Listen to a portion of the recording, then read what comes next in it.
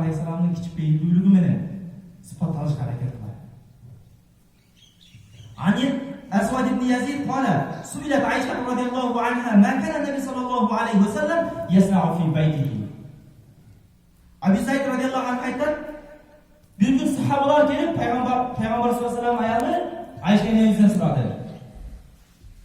Peygamber aleyhisselamın jubayı, Peygamber aleyhisselamın kurt münözü uydu, жүрүштүрүшү uydu kандай amallar kılады dedi.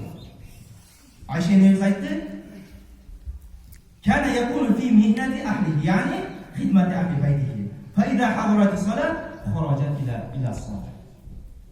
Peygamber sallallahu aleyhi ve sellem aytты, Peygamber aleyhisselam uyda uy бүлөсүнүн кызматында болот dedi. Uy бүлөсүнө жардам берет. Үйгө келип чай кой деп жатып албастан, балким үйгө келгенде uy бүлөсүнүн кызматында дагы болот. Ушул сыпатмен сыпатталыш аракет. Үйгө келгенде бир аял менен мамиле кылсам өтө бузулуп кетип атат да көпчүлүк учурдачы. Аялды как будто бир кызматчы үчүн алгандай. Ага жардам бериңиз, Пайгамбар алейхисалам мүнөзү мындай эмес эле.